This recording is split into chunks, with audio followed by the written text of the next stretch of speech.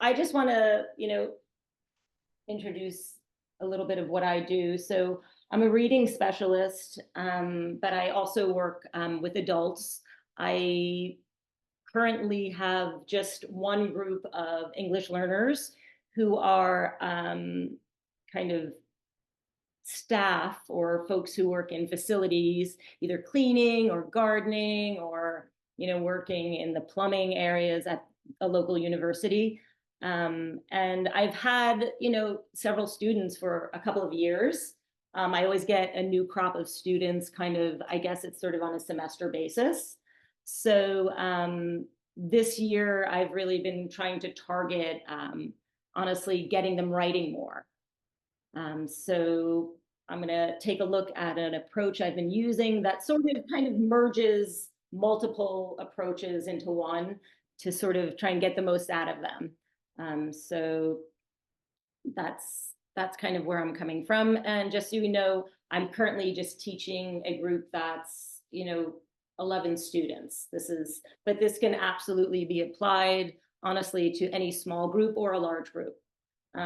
Or even always, like for years I worked one-on-one with students, and you can, always adapt.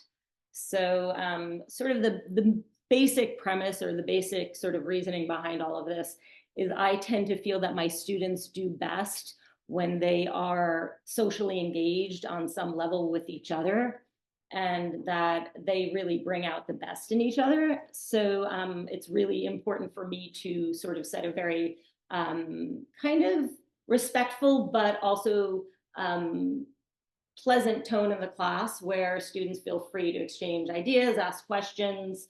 And so the workshop approach really works for me in that sense. So I'm just going to jump right here to kind of show you an overview of the approach. So in this approach, sort of the first thing that happens is the instructor creates small groups based on a shared interest. And then largely it's about then the students doing all of with the students kind of doing all of the work, otherwise with sort of me, the instructor, closely facilitating, and that's very easy with a group of 11 students. So once sort of I've created, and I'll take a look at how I do that, like the groups based on shared interests, then the students will read on a topic before I'm asking them to write anything. Because I really find that kind of building their confidence around a topic that they perhaps have plenty of background knowledge about in their own language, in their first language, they maybe lack that in English. So I find sort of having conversations based on, written material, poems, like informational texts, etc., really gets them thinking more about it and gives them opportunities to use the language before they're being asked to write anything. And then I have the students come up with their own prompts together in a group. And then there's like drafting is probably the easiest part. There, maybe half an hour. And then we go into a revision kind of process that's really like structured around the type of how students would go about giving feedback. So it's really, all of it is kind of like whether they're reading or they're listening to someone else read their piece or they're writing their own piece. It's really keeping the audience in mind. So let's jump right in here. So this is kind of like what I view as step one. I don't know if this little picture of you guys is bothering you guys. So the first thing I do is I like to survey the students, survey them in terms of their interests. So, I'll ask them, what do you like to do when you're not at work? Because this is a workspace, and none of them really like work that much. So we often talk about what's going on outside of work. Most recently, I had students say, gardening, hiking, cooking, playing with my grandson, being with my family. These are all things they like to do. And they all presumably have quite a bit of like background knowledge about this, right? In terms of their experiences. So then I'll also ask, what are some topics you'd like to learn more about, right? Because they're very curious. And something I have learned largely is that my students love content. They love to learn about stuff. So, giving them the opportunity to kind of like choose what we're going to be maybe reading about, and they're ultimately maybe going to be writing about from their own personal perspective. I like to kind of get their input. So, recently there was health, nature, sleep, dementia, and Central Park. Like it can be very like varied. That's really interesting. So that's sort of out of sort of these responses and some others, I formed, a few groups most recently. I think I just had 3 groups. And I like to keep the groups to like 3 or 4 students to ensure like everyone feels comfortable and there's going to be conversation. And it's kind of just easier to kind of, for me to check in with everyone when it's not a larger group. And then I just organize that based on their similar interests. So today when we talk about, I'm going to be mainly focusing in on the topic of gardens and gardening, because there was like a nice core group of students who really delved into that as readers and then as writers. So that's kind of just like step 1, surveying. I also, alongside this, I always like to survey, what would you like to work on in your writing? Do you feel comfortable writing a sentence? Do you feel comfortable writing a paragraph? Do you feel comfortable writing in a language other than English? Just making sure that I'm getting to know where they're coming from, and, everyone feels kind of seen and heard, and they're not, because there's a lot of, I've had so many students tell me they can't write at all, in this particular group even, and then you see they can write, right? What they view themselves as non-writers. And I'll be honest with you, for a long time, I just assumed a lot of students couldn't write. And I was wrong. So let's jump in here. So I just want to, as someone who is like a fan of reading comprehension, I do feel like, and I really believe in that sort of like reading, writing, and thinking, that triad for me. Like I like to make sure that we're covering all those bases in my class in addition to the speaking. So what I have is this is like a version of kind of honestly like reciprocal teaching, where each reader in the little group, the little pod, has a role for, I choose, maybe for this time I chose like 3 different texts, and each class for 3 weeks, the group worked on that text for a good half of the class as a group, and I would rotate. So, and these are like, level appropriate, but that doesn't mean like not challenging. Like often these are kind of challenging texts, and often, and I'll show you on the next slide, like it could be a pretty challenging text, but I'll take an excerpt, and that'll help them, that allows them to sort of delve in deeply. And if they have to look up a lot of words, they have the time to do that.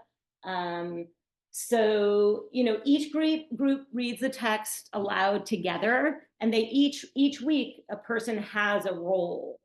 So there's like the person who identifies kind of words that are tricky or that the group doesn't know. This doesn't mean that only that person is identifying the words. That person is kind of leading the reading during that, right? So they generally will read the short text multiple times. So I have found that that's really helpful, that they're just really focusing on the one role, like essentially for each, say, paragraph, if there are 2 paragraphs, right?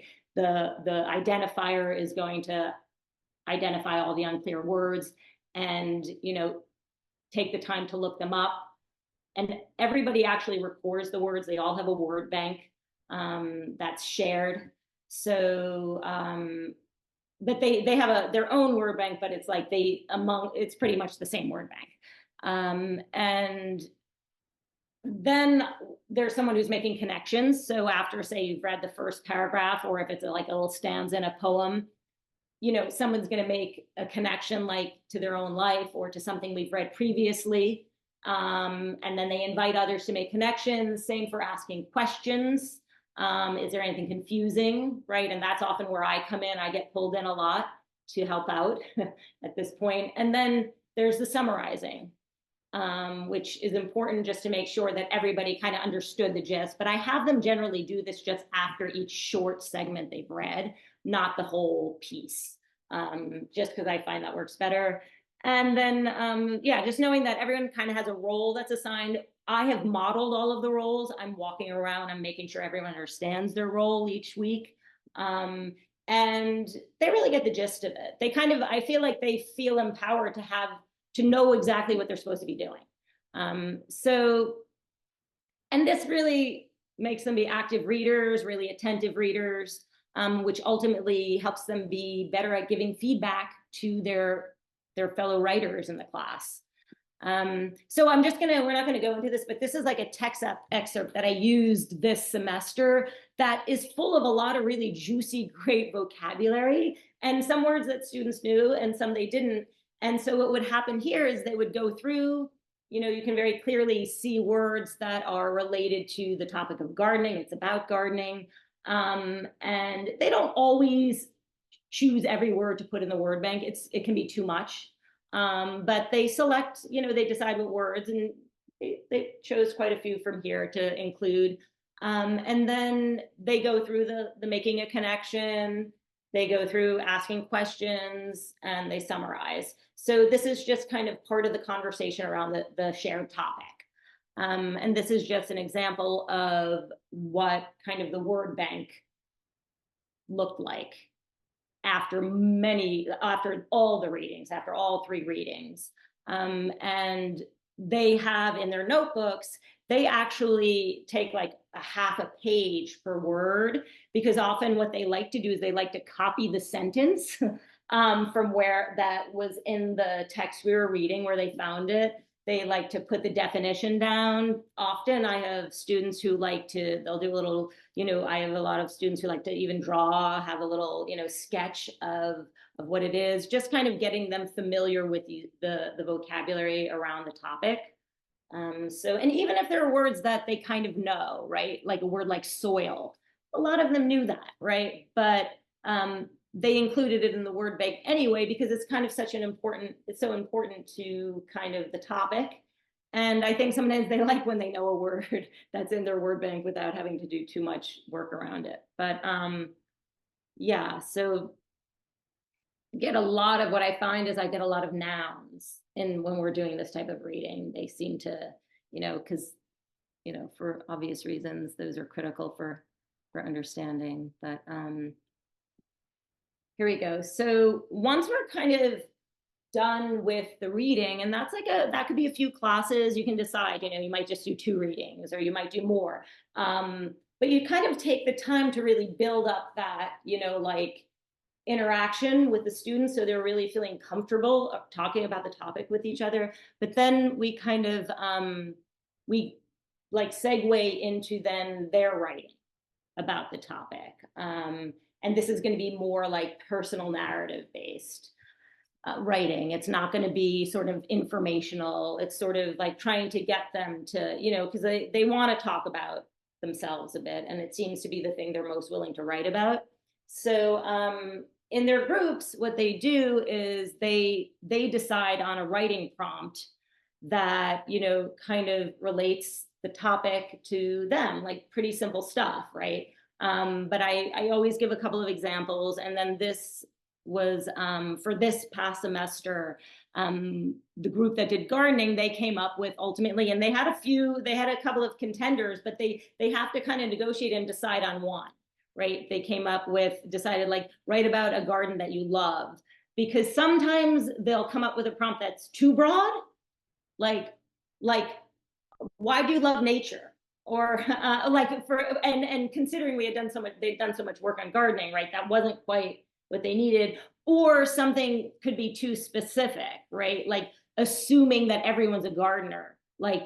Write about how you garden, right? A couple of the people, 2 were gardeners, 2 were not, but they appreciated gardens. So this sort of covered all of that, and they negotiated that with, amongst themselves. And then there was a group that actually they started on health, but they ended up being very interested in sleep. I had to find because so I'll explain the group I'm I'm working with a lot of these folks wake up at like 2:30 in the morning to get to work for 4 a.m. So that is like a topic buzzing around the room, even when we're not working, like that everyone's so exhausted. So I had a group working on sleep. So this is kind of, they wrote about, like, their feelings on sleep, because they kind of have a lot of some of them had unhappy feelings about it, but also then their routine. And then they really came up, honestly, ultimately in their writing, with really good advice ultimately for each other. One man, his son is a doctor who works a lot in herbal medicine, and he provided everybody with a bunch of online resources from his son for, I hope no one's like taking anything that's going to cause him trouble, but like it was like kind of great. So yeah, so I find like getting them like on every level, if I can get them to generate the work and not me, they're more invested. So because I have my nature has always been to just like, want to like be doing so much, and I'm really realizing more and more and more, the less I do but I set them up to succeed, the better off they are. So yeah, so once a prompt is decided on, so the students, then they'll just write their own draft, and I allow them to I'll let them use their phones at this point, but I have the like strict rule of, you can look up a word, right? I have absolutely, or even like like a phrase of sorts, but you can't be dictating sentences for translation. So that's kind of, where I draw the line, because then they wouldn't really be writing. But, and honestly, they all are pretty expert at this, because this is how they're getting by anyway. So at this point, like, yeah, they write their drafts. I don't even, I don't even give any advice, any prompts at this point. I just let them go. For some, it's truly going to be maybe 2 sentences. Others, and we'll look at a particular student's piece that is, she was probably definitely more one of the more advanced ones in the group. They'll generate maybe like 5, 6, 7 sentences. We're not talking about long pieces of writing here. This could certainly be done with that, but those aren't really the type of students I'm working with. All right, so that's kind of, I want to take a look now. So this is kind of, kind of the fun part, where, the students will share their drafts and they'll generate feedback for each other.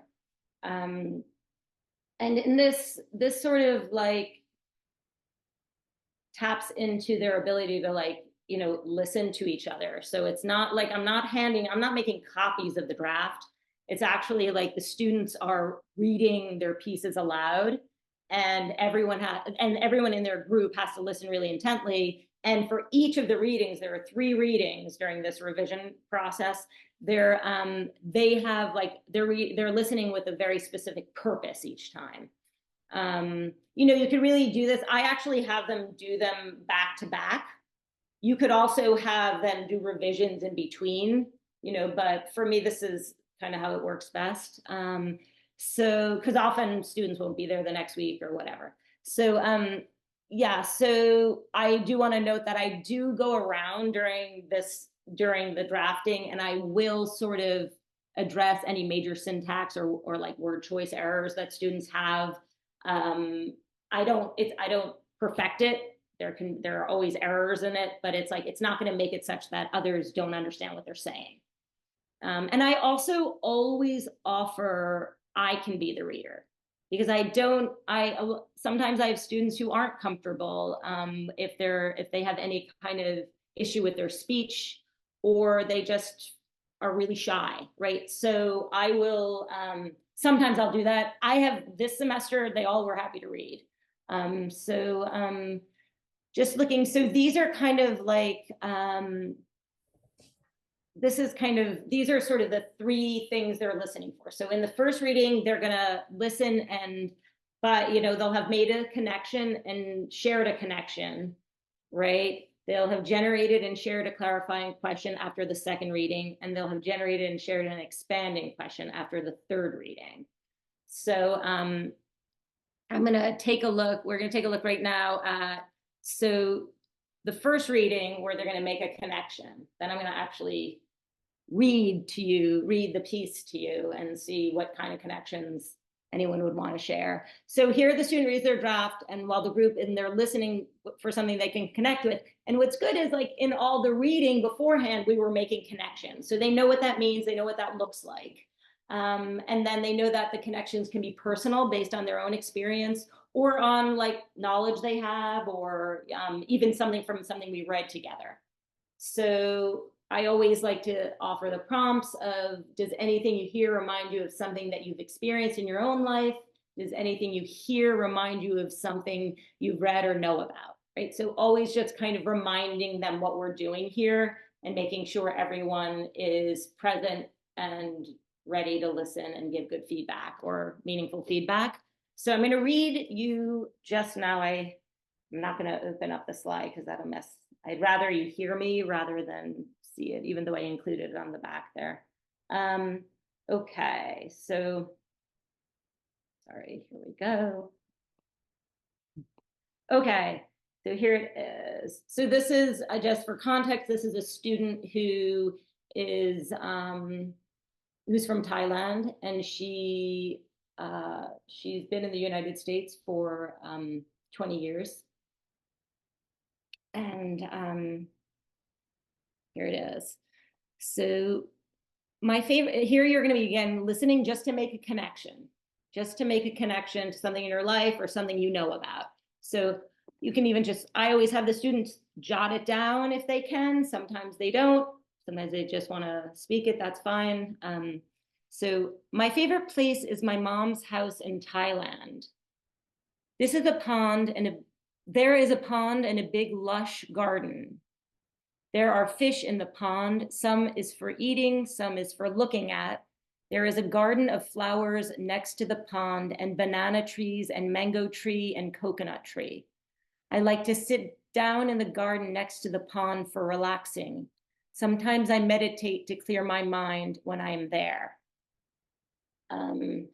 So just right off the bat, does anybody have, Eric, you can run that because I can't really see any. Yeah. Anybody have a connection just hearing that? Does it stir anything for you? So you can either raise your electronic hand and then I'll tell you to unmute yourself, or you can put stuff in the chat. I mean, while folks are thinking about that, Nora, I mean, the first thing that came to my mind was just the whole idea of mom's house, right? That, like, just those two words next to each other, you don't have to say much more, right? And that's just so evocative. But then you know, the meditate, I think, like, is also like a great verb, right? And that why do you like this place? Well, because it allows you to meditate. And I can, there's plenty of spaces where that's why I like them, right? Is that I can kind of go quiet and just kind of think. So Cheryl says, you know, it reminded of a favorite place, or the connection is like a favorite place. Yeah. Anybody else want to either, you know, you want to unmute and kind of talk about the connections that you're making when you heard that piece? I'd like to. Hi. Hi. I think the combination of the mother's house back in Thailand, being from an immigrant culture, it resonates completely, because it's something that for most people is unattainable. If you don't have any documents, you can never go back there. So it's very loaded, very loaded. Yeah, certainly. Beautiful. Yeah, that's a great point. I should note that that's a really meaningful point, because there were other students in the class who ultimately, when we shared to the larger group, where they really felt that it was pretty emotional for several of the students for that very reason, for just honestly missing home. Yeah. I wish I could make a connection to the banana tree in my yard. That would be awesome. Yeah, that would be great. Yeah. I would love to have a banana tree in my yard. Yeah. And I think an important point is, like, so everything, like the garden part is sort of like a, you know, like a springboard. So if ultimately the student ends up somewhere else, that's absolutely fine.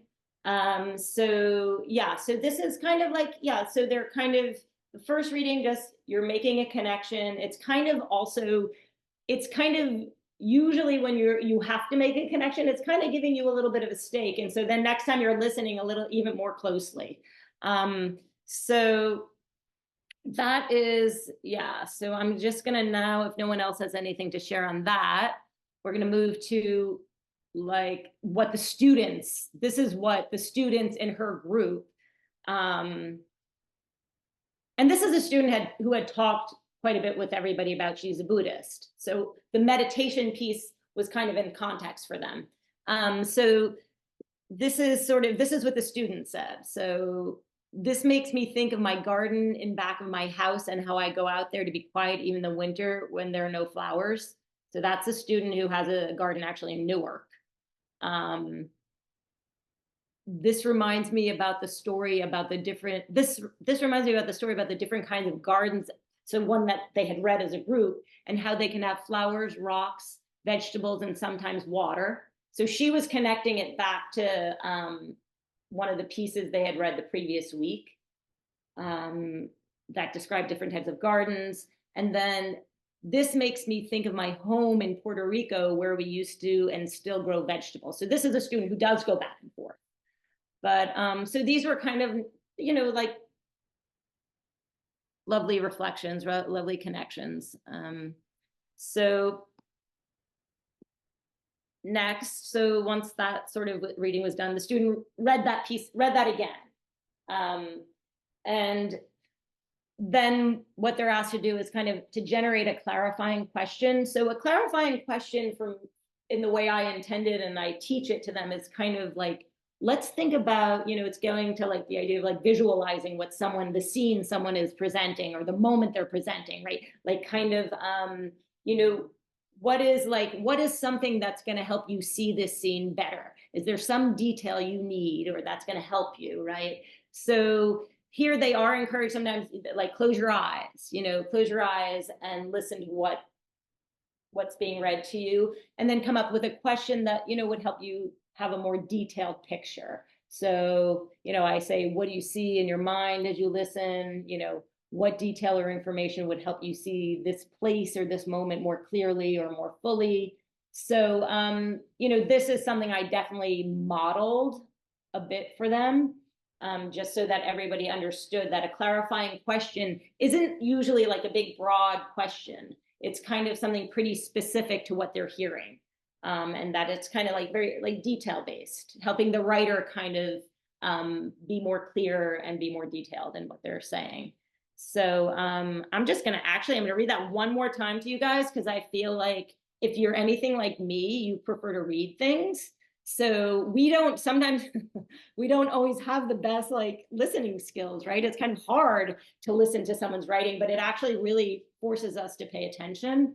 So this time, just try and like picture what I'm reading and think of what is like a one detail, a question you could ask that would really help you see this a little bit better. So again, my favorite place is my mom's house in Thailand. There's a pond and big lush garden. There are fish in the pond. Some is for eating, some is for looking at. There's a garden of flowers next to the pond and banana trees and mango tree and coconut tree. I like to sit down in the garden next to the pond for relaxing. Sometimes I meditate to clear my mind when I'm there. So just try and think of something you would like, a detail you could use. So Nora, I'll go while people are thinking or logging in. So the first question that I would ask that writer is there a particular time of day that you're thinking about when you're thinking about this image, right? And so as hearing the story or reading the story, that's like one of the first things I want to know is like, what time of day is this? Yeah, that's nice. That's interesting. And I honestly, I was like, what season?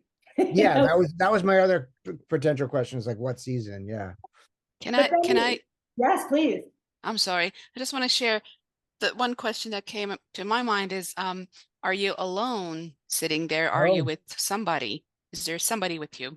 That's a great question. That's such a great question. And actually, what's really cool is in the generating part and then in the revised draft, that's addressed. So that's a great question. Yeah, are you alone? Yeah, or is someone with you?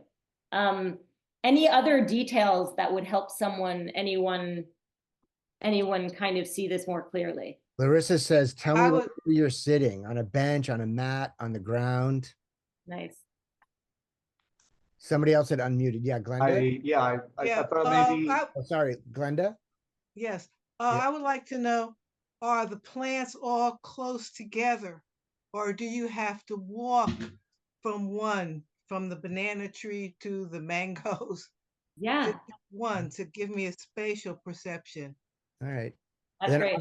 Oscar, I think you had a question too. yeah, well, I was wondering two things. What's the weather like? Is it overcast? Is it sunny? Is it shadowy what they are? And what time of the day so that the light will be different, how it hits, and it would change the mood of the situation. Yeah. Just that. Ooh, Suzanne asked a great question. Is there a reflection in the pond? Oh, I love it. Okay. And Cheryl wants to know, what smells do you smell there? Yeah, that's great. Bringing in the other senses. Yeah. Definitely. That's nice. Yeah. And I imagine it's very fragrant there. So yeah, those are all great questions. I'm going to share with you now what the students in our group came up with. One came up with 2 questions and the other. So where is the pond, behind or in front of the house? So that was like very specific. Again, kind of the idea of like, are the trees far apart, or it's kind of that visual part. What color flowers are there, right? You don't really get a sense of color here. Are the fruits on the trees, which I thought was interesting, like were they, I guess, in bloom was what the student was intending. Is the water clean or dirty? So these were kind of like, kind of nitty gritty, but definitely were about what they were seeing, visualizing what she read. So yeah, that's great. So let's now take a look at, this right here. So in the third reading, so here group member, this is kind of generating an expanding question. So this is sort of more, looking at like growing the piece, right? So here they're instructed to kind of, as they're listening, think about what they might want to learn more about given what they've heard. And these kind of help the writer, like the writer might not address, keep in mind, it's up to the writer whether or not they want to address any of this feedback in their, in their next draft. But and these questions help the writer consider, how could I expand this? What would be a way, that might interest my audience? And then the prompts for this are kind of based on what you've heard. What more would you like to know? And what did you find most interesting from what you heard, and would you want to hear more about? So I don't think you guys need me to reread it. They do 3 readings. I think probably, does everyone kind of have a grasp on it at this point, I think? So you could kind of try and come up with some questions or a question that would really, you think would be a good way for her to go to expand this. All right. And again, either unmute yourself or in the chat.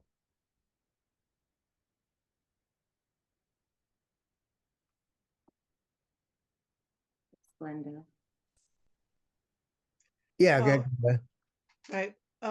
Question is, with the fruit, how does it benefit the family? Do you eat it? Do you sell it? How does it help besides the time of meditation? Oh, interesting. So it's kind of like, what's the purpose of this garden and these fruit trees? Is there something else going on here? Yeah, that's interesting. Lauren wants to know details about the mother or the family as a way to expand it. Oh, yeah. Okay. So a question there would be, and I'm always like helping them formulate, like would be kind of like, what more can you tell us about your mother or about your family and how, that's very interesting. And yeah, well, I'll show you what she ends up doing, but yeah. There's a question from Larissa. How did your mom gain her knowledge for creating such a beautiful garden? Oh, beautiful. That's great. And I love that. And also it's like, we're not even sure it was the mom that created it. It's her mom's house, right? Like, I think, I don't even know. It may have been her mom. That's a great question. I was thinking like, is this day like every other day, or is this kind of a special day? Yeah. Okay. So you're thinking like, can we zoom into the day a little bit Yeah. about the moment? Like, well, this moment, is this moment memorable because it's distinct, or is this moment stand in for kind of what Oscar was referring to before, kind of like what you're missing, right? So like this moment stands in for the whole experience, or like it's a particular moment. I was thinking also, I found very interesting the relationship between what brought her to the garden. Everything she describes is a very paradisial cornucopia of what you need in life, and that's the place where she can unload and clear her mind, like get the worries out. So the connection for her, like in most Latinos, is like the family has what they need, everything's well. So I guess it could go into the cultural thing of what that means to her, what represents that kind of image that where she can be clear and she can be relaxed. Yeah, I like that because I find with, as I'm sure any of you who work with students from other cultures, I would say the theme that comes up the most is absolutely family. Right. Family connections and the meaning of those connections and the loss of those connections. And that's great. A couple of other expanded questions. So Karen, her question is, do other people meditate here? And then Meryl wants to know that, all right, so this is your memory. Do you wonder what it looks like now? And Christine wants to know, like, what memories do you have from being in the garden with the family? Yeah. And then I think a little bit, similar to one of the questions I had, Suzanne wants to know, is this your first step in a ritual or meditative routine she follows? So like, is this, does this have a prescribed, sort of sequence? Yeah. Yeah. Or right. Like, what is your meditation ritual? Right.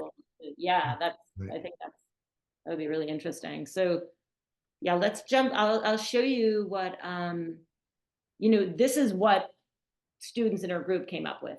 Do you have any other special memory of being in this place to tell? What is the story of the garden? Is it different now than before? So I think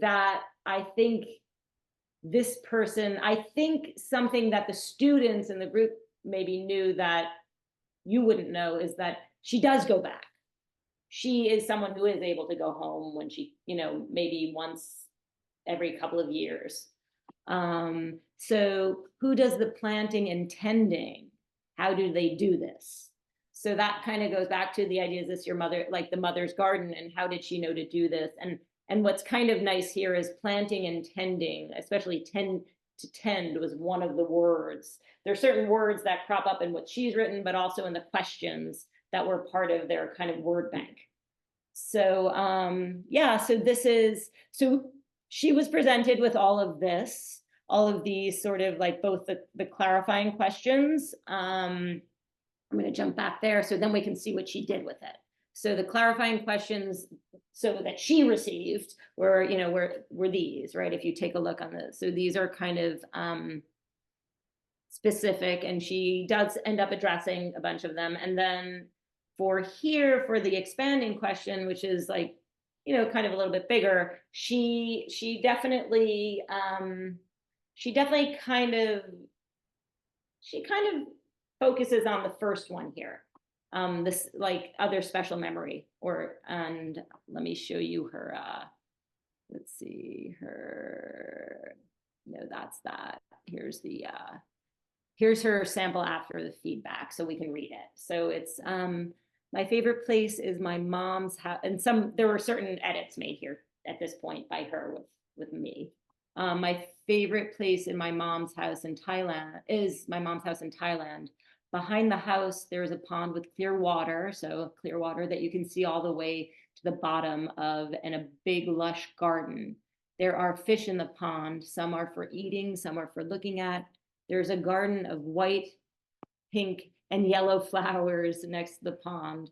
There are also banana trees and a mango tree and a coconut tree. I like to sit down in the garden next to the pond to relax. Sometimes I meditate to clear my mind when I'm there. When I was younger and lived in Thailand with family, I used to bring my friends to my parents' house to be in the garden with me. They all loved it there because it was so peaceful. We did not talk so much, even because sitting there with the flowers, trees, and pond water made everyone so calm.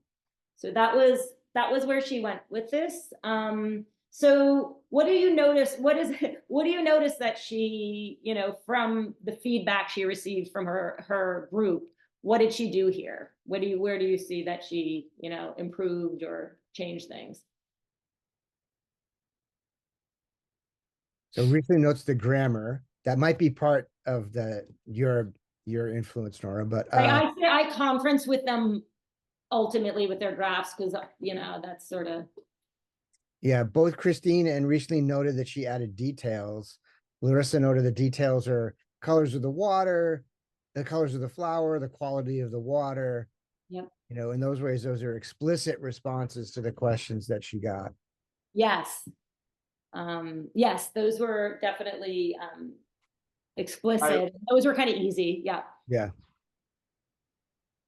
Yeah, Oscar, you were going to say? Oh, maybe not. Oh, okay. And then what about what she, in terms of like sort of the question to sort of like expand? What do you notice she did here? One thing that I noticed was that I was going to say before, I apologize for that.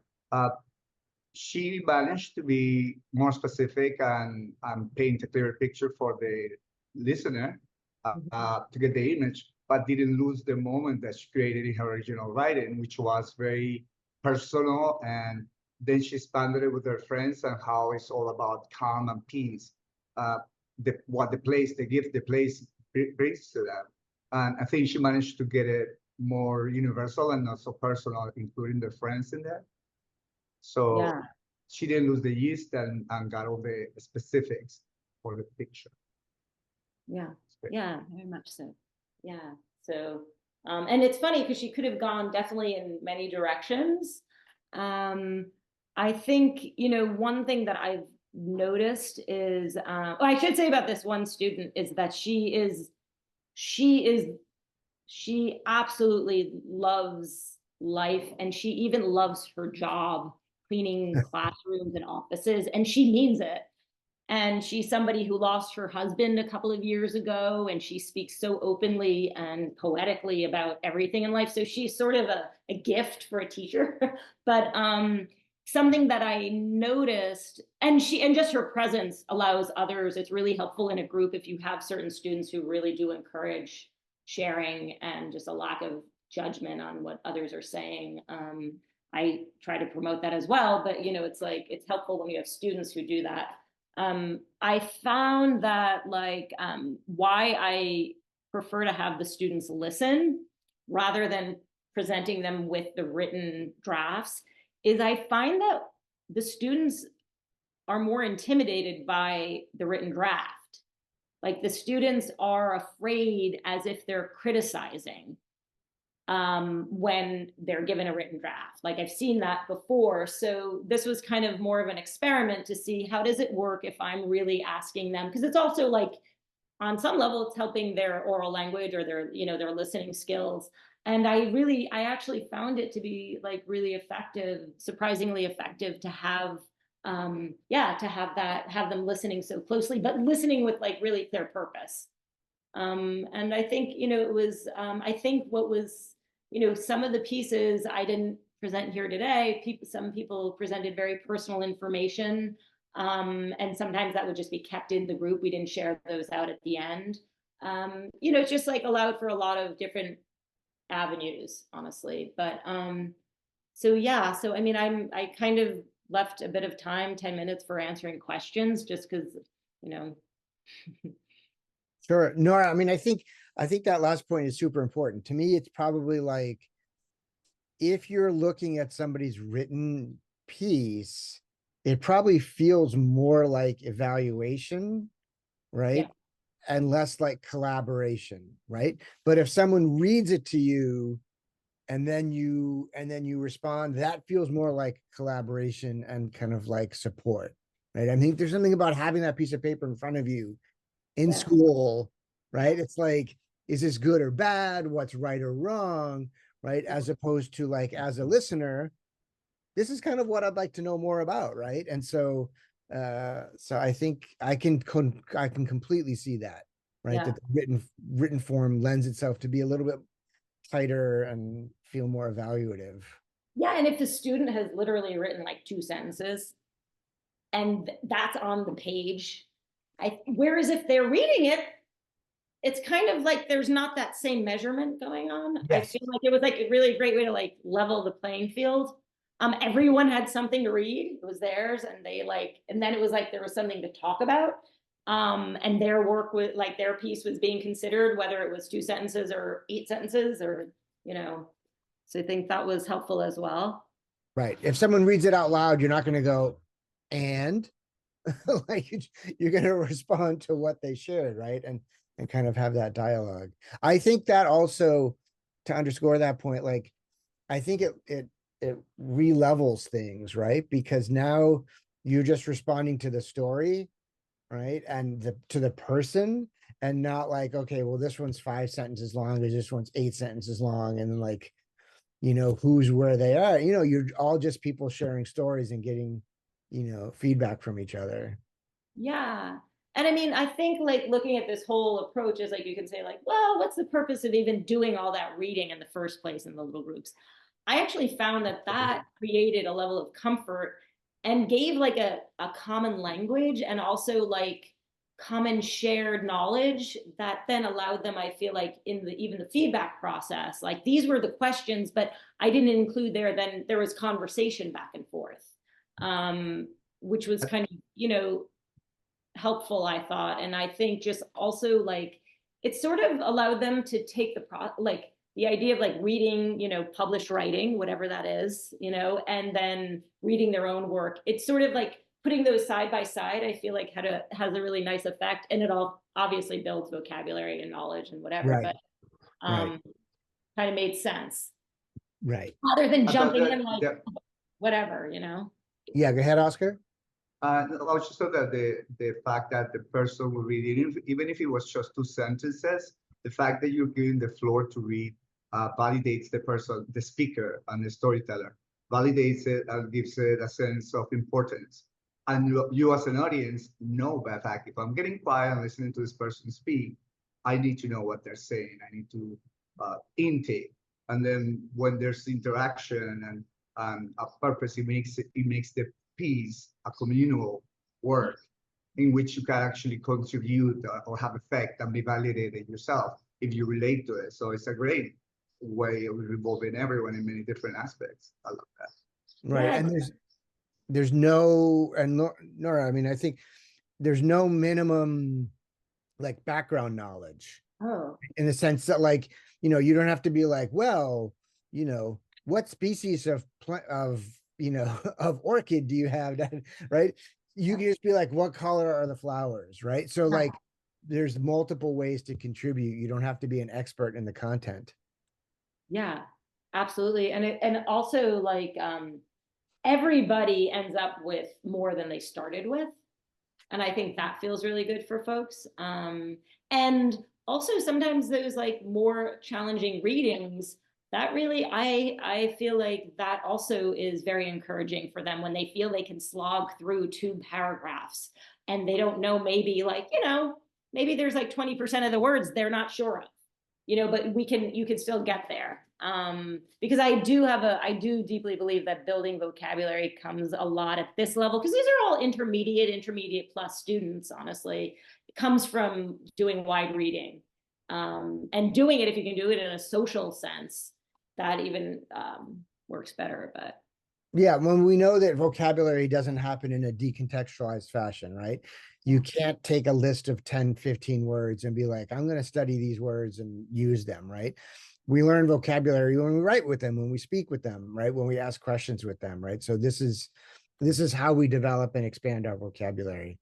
And also, I mean, so often language learning gets focused on like the breadth of somebody's vocabulary as opposed to the depth of their vocabulary, right? And so here's a perfect example of like, you know, without using more words, you can use words in a really rich fashion and think about the connotations and things like that.